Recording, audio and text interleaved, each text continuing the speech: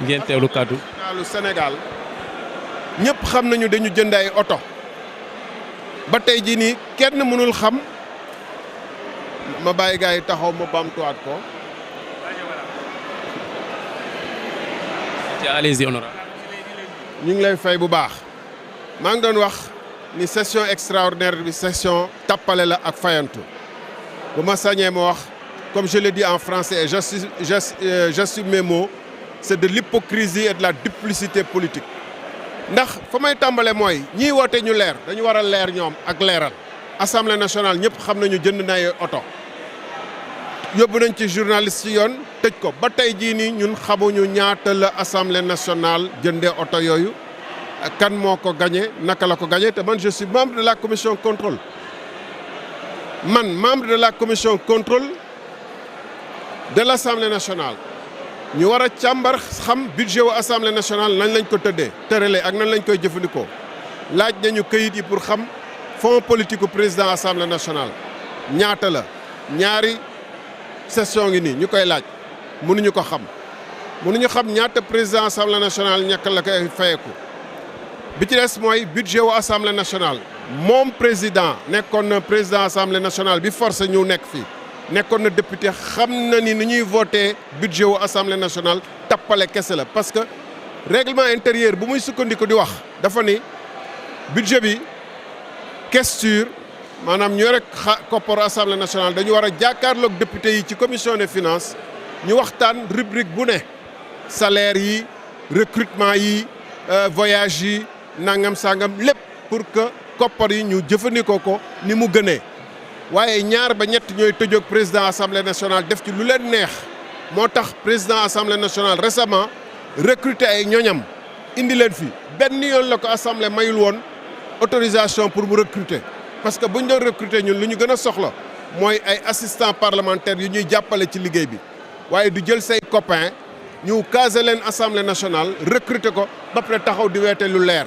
tappale la affaire tappale la benn fii assemblée nationale.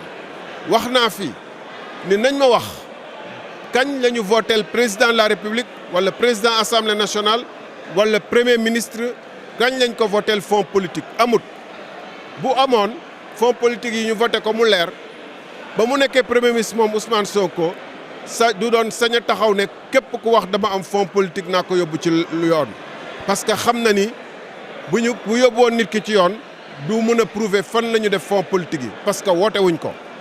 ñoom ñoo ko dëxëñ ci biir budget bi tudde ko neneen di ko jëfandikoo nu mu leen neexee loolu taxoon ma taxaw fii assemblée nationale ministre des finances teew député yëpp teew le 30 juin bii wees ma ne leen fonds politique yi ay càcc la bu ñu bëggee nag ñëw tey ñuy jéem a leeral légaliser càcc googu ñoom ñoo xam waaye moom en tant que premier ministre la mu doon jëfandikoo muy 1,7 milliard yi càcc la. bu fi nekkee président assemblée nationale bu laalee ci fonds politique yi la aussi ab càcc la loolu il faut sénégalais yi xam ko te ñu bañ a nax ni dafa am ay crédits spéciaux yu ñu voté musul am naam am na ay crédits yu ñu votel ñuy gérer suñu renseignement présidence de la république waaye loolu bokkul ci fonds politique naam am na lu ñu votel police ak gendarmerie pour ñu mën a def seen i enquête wala fay seen i ay indicateurs loolu bokkul ci fonds politique yi li président de la république yor moom lañ doon séddale parti politique yi léeg-léeg sédd ci ñeneen ñi pour di leen di ger yéen a ngi fàttaliku mos na am parti bi fi xam ne mu ngi fi doon xuloo ministre bi ne man mosuma jot fonds politique yi dama ko doon bàyyeeg trésorier parti bi yéen a ngi koy fàttaliku LDMPT la woon suum Mamadou Ndoye merci. Honorable, une dernière question. Vous êtes député de l'Assemblée nationale. On a vu le ministre du pétrole et de l'énergie junj na li nga xamante ne également moom mooy fonds politique wu l'ancien premier ministre jàpp ne dañ ko war a saytu ban posture ngeen fas yéene am par rapport à Santa. Le ministre de l'énergie du pétrole Abdourahmane Diouf junj na fonds politique wu l'ancien premier ministre les 1,7 milliard jàpp ne dañ ko war a saytu en tant que député ban posture ngeen fas yéene am par rapport à ça. mais bu ñu defee commission d'enquête. laata ñuy voté loi sur les fonds politiques mais jaadu na ñu xam li fi jaaroon naka lañ ko doon doxalee pour mun a joyanti maanaam laata ñuy ne nañu joyanti dañu war a xam li fi nekkoon lan moo ci baaxul ak lan moo ci baax mais ensuite moo wax fonds politique musuñu ko voté le premier ministre wala président de la république wala keneen mu koy jëfandikoo amut dañ koy dëxañ ci beneen compte ne autre transfert courant musuñu ko votel donc boo ci jëlee dërëm ak boo ci jëlee milliard moo bokk yem càcc la dafa war a leer damay jaaxle yenn ñi nekkoon ay parlementaire ak ñi nekkoon peut-être lu ñu nekkoon ci ay régime la ñooñu di ko def ñu bëgg suturaal régime bu ñu bokkoon waaye amul kenn ku ma mun a démontrer ni que may nañu autorisation muy président de la république muy premier ministre muy président assemblée muy jël ci budget yi buñ ko dénk mu ciy jël dara di ko jëfandikoo nu mu ko neexee tuddee ko fonds politique amul benn mësuñu ko voté moo taxoon Sonko ba mu taxawee ne képp ku ne am naa fonds politique naa ko attaqué moo taxoon juge dem bind di laaj ndax fonds politique yi am naam déet parce que bu doon mu ngi ci budget bi day leer ñu xam ko ku ko soxla gis daa ko gis mais parce que newul ci budget bi dañ ko dëxëñ feneen tudde ko neneen loolu mooy càcc gi.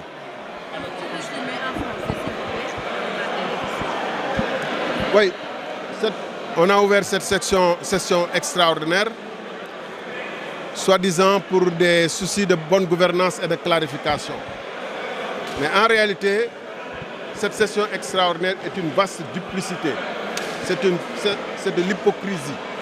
Parce que le PASTEF qui dit vouloir faire preuve de transparence, nous savons tous qu'au niveau de l'Assemblée nationale aujourd'hui, il y a eu un marché de véhicules qui a fait l'objet de beaucoup de débats.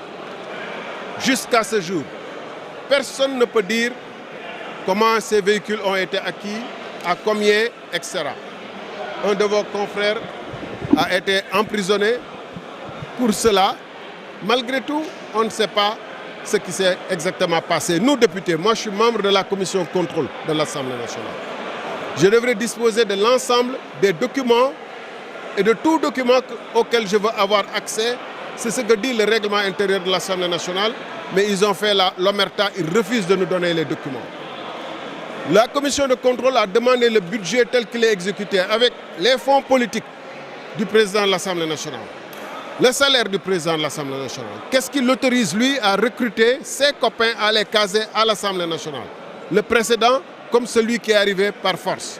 Ils ont toujours refusé leur budget de voyage. Et vous voyez une Assemblée nationale où les députés ne peuvent pas avoir accès à des assistants parlementaires directement, ne peuvent pas avoir des bureaux décents, ne peuvent même pas avoir des toilettes décentes. Et dans cette Assemblée nationale, vous voyez le président disposer de fonds politiques, recruter ses copains, faire des voyages comme il veut, et après se retourner contre nous, même recruter un cuisinier payé à 1 million, et se retourner vers nous pour nous parler de transparence. C'est de l'hypocrisie.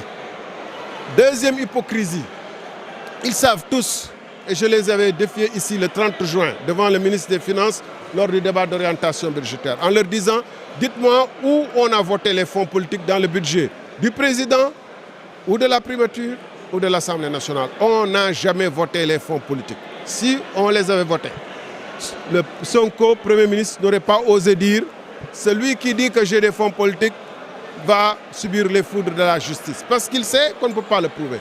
Le juge Dem avait saisi la Cour suprême haute pour qu'on publie l'existence des fonds politiques. Il n'a pas eu gain de cause. Parce que c'est des fonds qui sont secrètement dissimulés dans les budgets. Eux seuls savent où ils sont et comment c'est. On n'a pas donné l'autorisation en tant qu'Assemblée nationale. Puisqu'on n'a pas donné l'autorisation, c'est du vol. Il faut que le mot soit clair, c'est du vol. Que ce soit fait à la présidence de la République, que ce soit fait à la primature, que ce soit ici à l'Assemblée nationale, c'est du vol. Et je pèse mes mots. Et c'est pourquoi, j'insiste, sachant cela, et dans une forme extrême de duplicité, Sonko avait dit, quiconque dit que j'ai des fonds politiques verra avec moi. Parce qu'il sait qu'on ne peut pas le prouver. Et aujourd'hui, il vient dire, oui, les gens se gavent de fonds politiques. Quiconque a touché aux fonds politiques, c'est du vol. Je répète mes mots. Donc ça également, c'est la duplicité totale. Pendant 1 an, des députés comme Pape Djibril Fall, comme moi-même, avions réclamé en pure perte la mise en place de commissions d'enquête parlementaire sur l'affaire Azer. Pape Djibril Fall a même déposé, si j'ai bonne mémoire. Or, ils ont fait preuve d'obstruction totale. Ils m'ont menacé d'être électrocuté par le dossier Azer. Ils m'ont conspié, houspillé, traité de tous les noms d'oiseaux. Or, aujourd'hui, tout le monde sait qu'il y a un gros scandale dans l'affaire Azer. 37 milliards. Un scandale frais, nouveau, urgent, extraordinaire, qui aurait dû valoir une session extraordinaire. La mort de l'étudiant Abdoulaye Ba, même si elle fait l'objet d'une enquête sur le volet judiciaire, il y a d'autres volets qui concernent la gestion de cette situation qui a conduit à cette crise. Parce qu'il y a l'aspect judiciaire, mais il y a l'aspect gestion de la crise par l'autorité gouvernementale qu'on doit améliorer pour que de pareilles situations ne se reproduisent pas. Est-ce que l'Assemblée nationale, sur ces questions qui n'ont rien à voir avec le volet judiciaire, comment le meurtre a eu lieu, qui a fait quoi, ou comment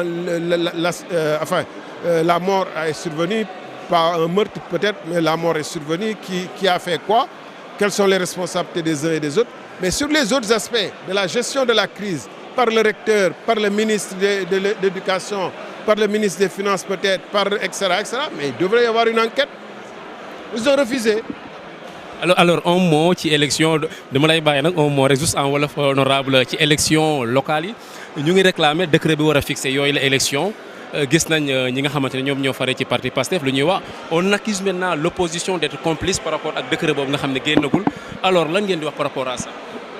Mais je pense que ñëpp gis nañu taxawaayu FDR bi ñun on réclame des élections en bonne date mooy élection législative yi dafa war a am bu amulee it dafa war a am d'abord et dañu war a discuter ak population yi pour xam lan moo ak parti politique yi pour xam fan lañ ci toll ak lan moo tardeel mbir mi loolu mooy démocratie loolu mooy transparence du tëju ci biir sa bureau di def ay njuuj njaaj di préparer say coup dernière bi nga tax génn bett ñëpp waaye Pastef est mal placé pour wax loolu ñu ngi fàttaliku fii ba ñuy dissoudre Assemblée nationale en 2024 mais ñoom dañu laaj conseil constitutionnel Pastef ak Diomaye dañu laaj avis conseil constitutionnel ñu am réponse bi man ma bind conseil constitutionnel ni leen wax leen ñu tontu bu ngeen tontu premier président de la république comme décision la mais fësal leen ko conseil constitutionnel bañ loolu tax bu ñuy tagg tout le temps conseil constitutionnel nañu fàttaliku léeg-léeg aussi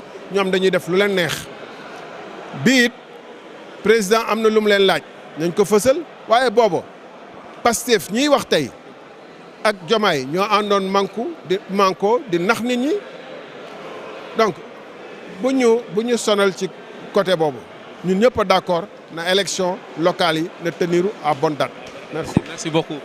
Alors mu nekkoon l'honorable député Thierno Alassane Sall indi na ay leeral par rapport ak li nga xamante ne moom mooy l'ouverture de la session extraordinaire mbokk yi ñu jege justement taatal leen ay kaddu l'honorable député Amadou Ba.